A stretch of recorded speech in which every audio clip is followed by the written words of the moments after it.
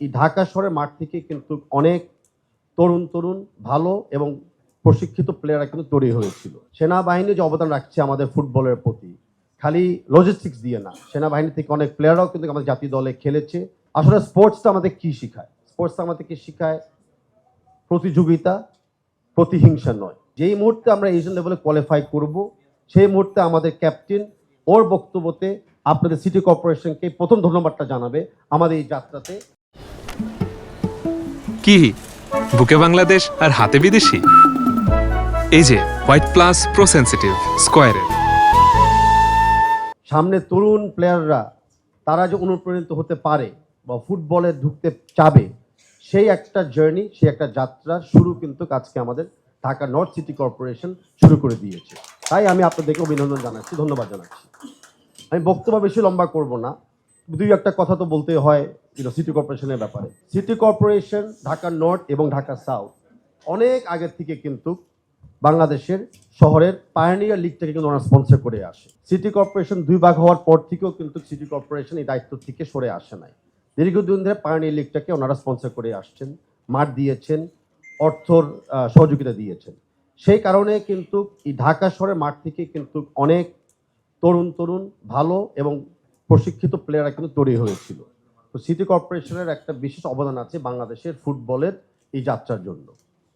City কর্পোরেশনের সাথে কিন্তু কাছে ওনাদেরই পার্টনার রাজুক এবং ক্যান্টনমেন্ট বোর্ড।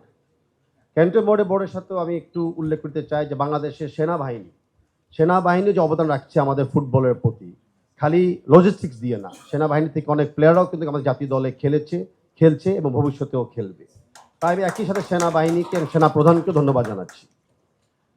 আমি স্মরণ করতে চাচ্ছি উইথ আটমোস্ট রেসপেক্ট, ধন্যবাদ জানাতে চাচ্ছি যে আমাদের সকলের বর্তমান প্রাণপ্রিয় নেতা, আমাদের মাননীয় প্রধানমন্ত্রী তারেক রহমান সাহেবকে, যে উনি যে এখন ফুটবল এবং ক্রীড়াটাকে আমাদের প্রতিটি শিশুর প্রতিদিন জীবনের ভিতরে অন্তর্ভুক্ত করে দিয়েছে।